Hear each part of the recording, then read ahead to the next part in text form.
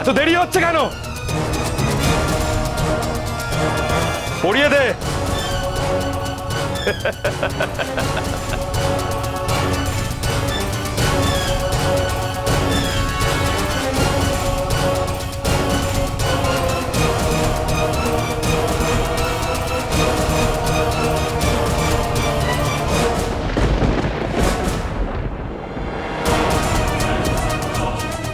চলো। না, আমি আর আপনাকে কোনো অন্যায় কাজ করতে দেব না। সরলা, দয়া করে আমার কথাটা শুনুন, পাপ কাজ থেকে বিরত থাকুন। সেই তখন থেকে একই কথা বলে চলেছে। সরে যাও আমার পথ থেকে। না না, আমি আপনাকে কিছুতেই যেতে দেব না। সরো বলছি। চলো। চলুন কর্তা। বামদেব ঠাকুর, আমি নিরুপায়, আমি পারলাম না। আপনাকে দেওয়া কথা আমি রাখতে পারলাম না। আমার স্বামীকে পাপের পথ থেকে ফেরাতে পারলাম না আমি। ক্ষমা করুন বামদেব ঠাকুর, আমাকে ক্ষমা করুন। বামা, তুই যা করেছিস তা কি করা উচিত হয়েছে বামা?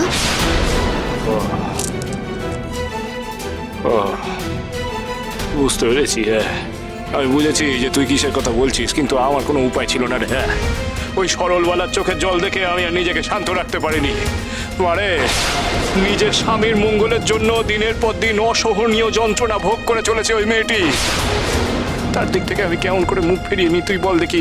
বাবা, আমি মানছি যে সরল বালার চোখের জল, তার কাতর আরতি সব সত্যি, কিন্তু মা, মানুষের হৃদয়ও পাল্টায়, মানুষের হৃদয়েও পরিবর্তন ঘটে রে মা।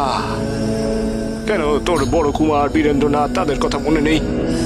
তাদের জীবনে তারা অসৎ পথ ত্যাগ করে সৎ পথে কেমন ফিরে এসেছে, ভক্তির পথে তারা ফিরে এসেছে। তাহলে এই মেয়েটির স্বামী কেন পারবে না রে মা? বাবা, তুই কেন বুঝতে পারছিস না? পৃথিবীতে সব খারাপ যদি ভালো হয়ে যেত, তাহলে পৃথিবীতে অন্যায় বলে আর কিছুই থাকতো না। আজ তুই তা বুঝবি। বামদেব ঠাকুর, বামদেব ঠাকুর,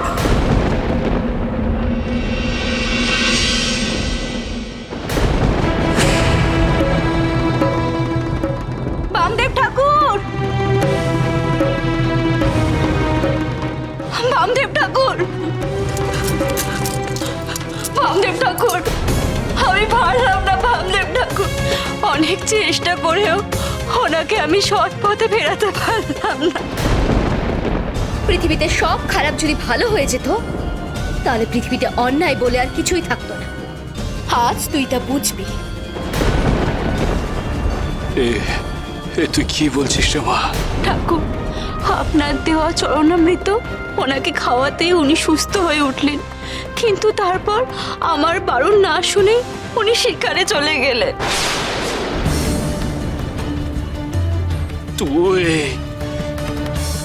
তুই আমায় প্রতিশ্রুতি দিয়েছিলিস যে তুই তোর স্বামীর মতি ফেরাবে, কিন্তু তুই তোর কথা রাখতে পারিস নি রে মা। তুই কি জানিস যে এই বন্য প্রাণীদেরকে হত্যা করা কত বড় পাপ, কত বড় অন্যায়? আমায় ক্ষমা করে দিন ঠাকুর, আমায় ক্ষমা করে দিন। আমি কোনোভাবে ওনাকে আটকাতে পারলাম না, আমাকে ক্ষমা করুন। যা যা যা, দূরে যা, দূরে যা এখান থেকে। ঠাকুর, যা যা যা, সরে যা, আমার সামনে থেকে চলে যা, চলে যা এক্ষুনি, যা।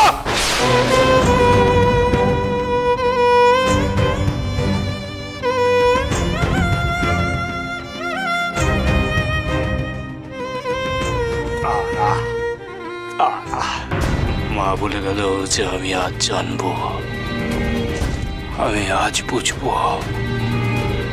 বেশ বেশ, বুঝবো।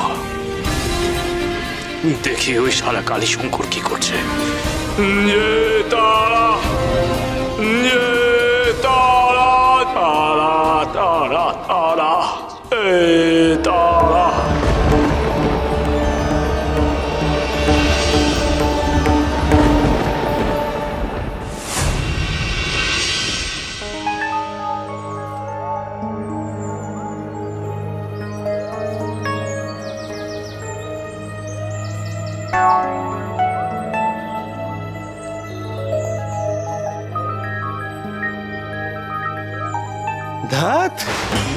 আজ দিনটাই বরবাদ হয়ে গেল। বড় আশা নিয়ে এই জঙ্গলে এসেছিলাম শিকার করতে, এতক্ষণ ধরে ঘোরাঘুরি করার পরেও কোনো বন্য জন্তু নজরে এলো না। কি রে রতন, তুমি যে বলেছিলে এই দিকটায় নাকি বাঘ আছে, তা বাঘ তো থাকা দূরের কথা, একটা শেয়ালও তো নজরে পড়লো না। পালিয়েছে বোধহয়, আপনার ভয়ে গা ঢাকা দিয়েছে বাঘের দল। ওদেরও তো প্রাণের ভয় আছে, তাছাড়া বাঘেরাও তো বোঝে কে কত বড় শিকারী। মশাইবি গিরিটা তো ভালোই রপ্ত করেছো দেখছি। তবে একটা কথা কান খুলে শুনে রাখো, আজ এই জমিদার কালী শঙ্কর শিকার না করে মহলে ফিরবে না। কিছু না কিছু তো আমার চাই চাই।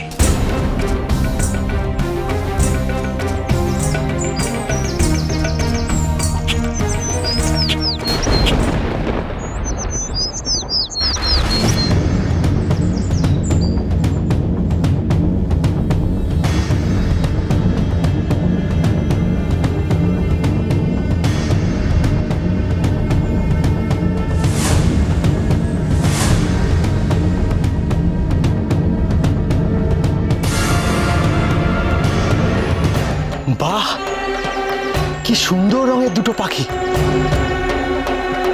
ওই যে দেখো, দূরে গাছের ডালে গিয়ে বসলো।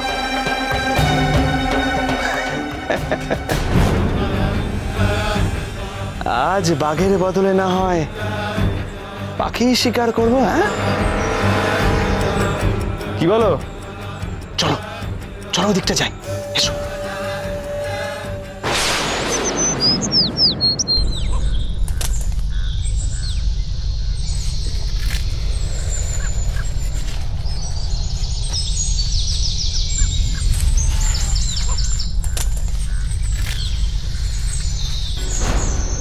খবরদার, তোমরা কথা বলে কেউ এই দুটো পাখিকে উড়িয়ে দিও না। তোমরা শুধু দেখে যাও আমি এক গুলিতে কি করে দুটো পাখি শিকার করি।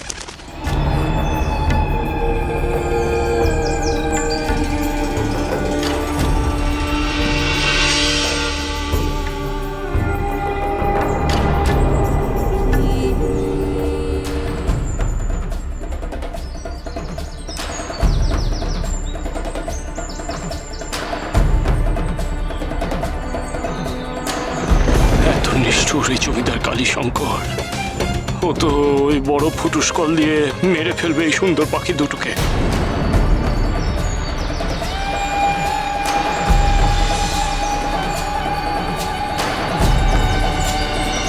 না না না না না, এই জমিদারকে আটকাতেই হবে। দাদা,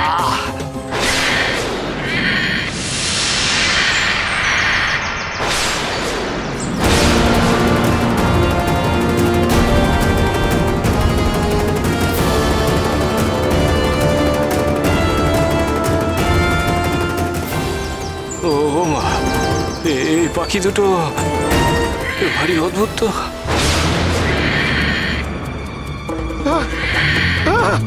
পালাও! পালাও!